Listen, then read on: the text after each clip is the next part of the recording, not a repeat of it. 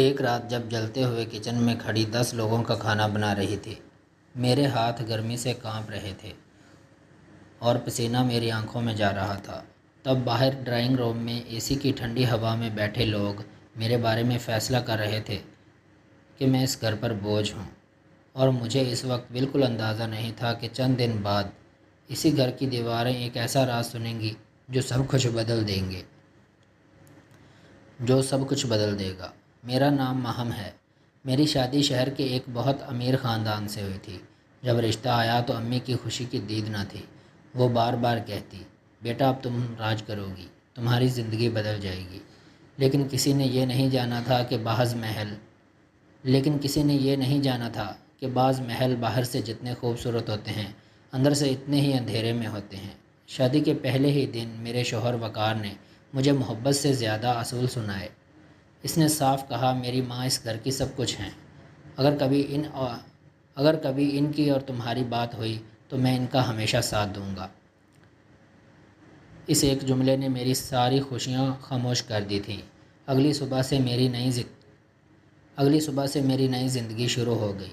صبح 5 بجے اٹھنا، پورے گھر کا کھانا بنانا، پھر صفائی، کپڑے، برتن، دوپہر کا کھانا، شام کی چائے اور رات کا ڈنر۔ گھر میں نوکر موجود تھے، مگر آہستہ آہستہ سب کو ہٹا دیا گیا اور ان کی جگہ میں نے لے لی۔ میری نندیں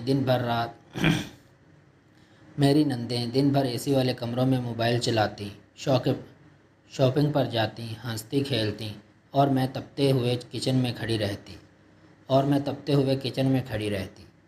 شروع میں میں نے سوچا تھا کہ شاید وقت کے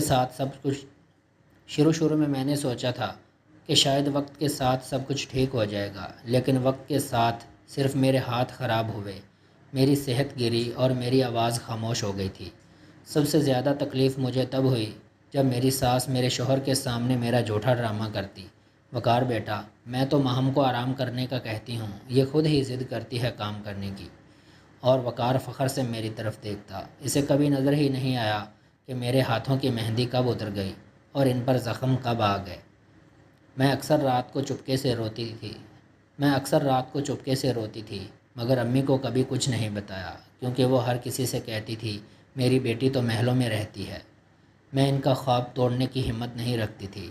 پھر ایک دن میری نند اپنے شوہر اور بچوں کے ساتھ گھر آ گئی۔ اس کے آنے کے بعد میری زندگی مزید مشکل ہو گئی۔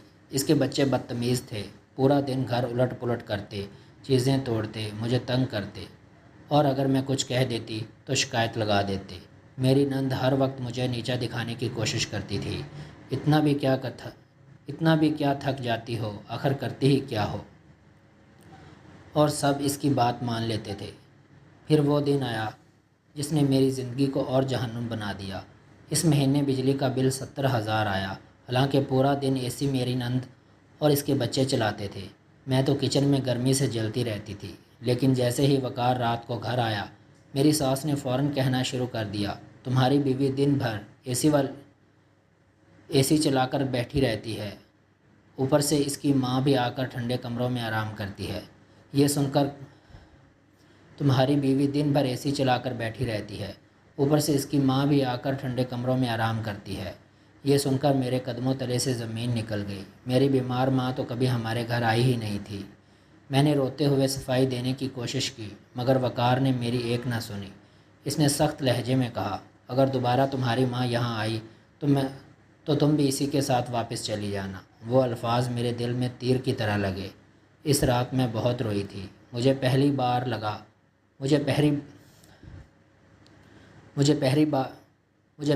لگا کہ شاید واقعی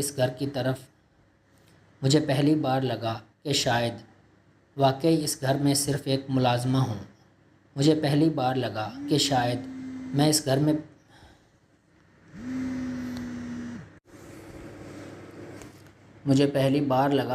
میں واقعی اس گھر میں ایک نوکرانی ہوں۔ پھر حالات خراب ہوتے گئے۔ میری ساس نے میرے زیور لے لیے، میرے کپڑے نندوں میں بانٹ دیے، اور مجھے کہا گیا، اب تم نئی دلہن نہیں رہی، سادگی سے رہا کرو۔ میں دن رات کام کرتی، خاموشی سے سب سہتی، لیکن اصل خوفناک چیز ابھی باقی تھی۔ ایک دوپہر میں کچن میں اکیلی کھڑی رات کے کھانے تیار کر رہی تھی۔ مگر گرمی کی وجہ سے میرا سانس لینا مشکل ہو رہا تھا۔ گھر کے باقی لوگ اپنے کمروں میں تھے، تبھی اچانک میری نند کا شوہر کچن میں آ گیا۔ اس کی نظریں دیکھ کر میرے جسم میں سرد لہر دوڑ گئی۔ وہ آہستہ آہستہ میری طرف بڑھنے لگا اور پھر اس نے ایسی حرکت کی جس نے میری روح تک ہلا دی۔ میں خوف سے پیچھے ہٹی، لیکن اگلے ہی لمحے کچن کا دروازہ زور سے کھلا اور وہاں وقار کھڑا تھا۔ اس کی آنکھوں میں ایسا غصہ تھا جو میں نے پہلے کبھی نہیں دیکھا تھا۔ وقار نے ایک لمحہ بھی ضائع نہیں کیا۔ اس نے فوراً اپنے بہنوئی کا گریبان پکڑا اور زور سے اسے پیچھے کھینچ لیا۔ اگلے ہی لمحے اس کے چہرے پر ایک زوردار تھپڑ پڑا۔ پورا کچن سناٹے میں ڈوب گیا۔ میں خوف سے کانپ رہی تھی۔ میرا دل بری طرح دھڑک رہا تھا۔ مجھے یقین تھا کہ ہمیشہ کی طرح اس بار بھی الزام مجھ پر ہی آئے گا، لیکن پہلی بار کچھ مختلف ہونے والا تھا۔ وقار غصے سے چیخا، شرم نہیں آتی؟ میرے گھر میں رہ کر میری بیوی پر نظریں رکھتے ہو؟ اتنے میں میری نند اور ساس بھی شور سن کر باہر آ گئے۔ میری نند فوراً اپنے شوہر کے سامنے آ کر کھڑی ہوگی۔ بھائی آپ غلط سمجھ رہے ہیں۔ لیکن وقار نے اس کی بات کاٹ دی۔ میں سب کچھ دیکھ چکا ہوں، ایک لفظ بھی مت بولنا۔ اس کی آواز اتنی سخت تھی کہ سب خاموش ہو گئے۔ پھر اس نے پہلی بار میری طرف دیکھا، واقعی دیکھا۔ شاید پہلی بار اسے میرے چہرے کی تھکن، میرے ہاتھوں کے زخم اور آنکھوں کی بے بسی نظر آئی تھی۔ اس نے اپنی شرٹ اتار کر میرے کندھوں پر رکھی، کیونکہ گرمی کے خوف سے میری حالت خراب ہو رہی تھی۔ میں حیران تھی، یہ وہی انسان تھا جو ہمیشہ خاموش رہتا تھا۔ وقار نے اپنی بہن کی طرف دیکھ کر کہا، تم لوگ مہینوں سے ماہم پر جھوٹے الزام لگا رہے تھے، اے سی کا بل اس پر ڈالا، اس کی ماں تک کو بدنام کیا۔ میری ساس فوراً بول اٹھی، وقار تم ایک لڑکی کے لیے اپنی ماں سے بدتمیزی کر رہے ہو۔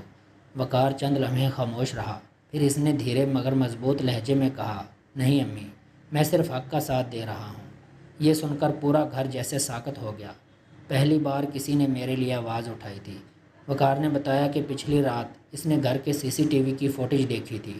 اس نے اپنی آنکھوں سے دیکھا تھا کہ سارا دن اے سی کون چلاتا ہے، کون آرام کرتا ہے اور کون جلتے ہوئے کچن میں کام کرتا ہے۔ اسے یہ بھی پتہ چل چکا تھا میرے زیور کس طرح بانٹے گئے اور میرے ساتھ کیسا سلوک ہوتا رہا۔ وقار نے غصے سے کہا، میں سمجھتا رہا کہ خاموشی سے گھر چلتا رہے گا، لیکن میری خاموشی نے ایک بے گناہ انسان کی زندگی جہنم بنا دی۔ میری آنکھوں سے آنسو بہنے لگے، شاید دکھ کے نہیں، بلکہ اس احساس کے کہ آخر کسی نے میری سچائی دیکھی۔ پھر وقار نے ایسا فیصلہ کیا جس کا کسی نے سوچا بھی نہیں تھا۔ اس نے اپنی نند اور اس کے شوہر سے کہا، آپ لوگ کل صبح تک یہ گھر چھوڑ دیں۔ میری نند چیخنے لگی، بھائی آپ ہمیں نکال رہے ہیں؟ وقار نے سخت لہجے میں جواب دیا، میں اپنی عزت بچا رہا ہوں۔ میری ساس نے جذباتی انداز میں رونا شروع کر دیا، میں نے تمہیں پالا پوسا اور آج تم ایک بیوی کے لیے چھوڑ رہے ہو۔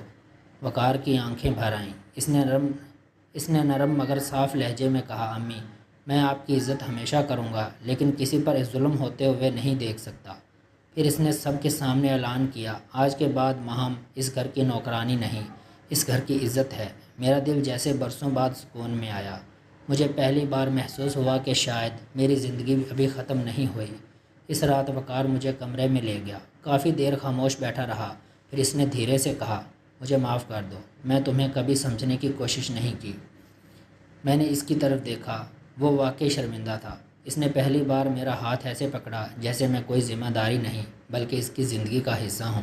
اگلے چند دنوں میں گھر بدلنے لگا، نوکر واپس آ گئے، کچن کا سارا بوجھ مجھ سے ہٹا دیا گیا، میرے زیور اور کپڑے واپس مل گئے اور سب سے بڑھ کر مجھے عزت مل گئی۔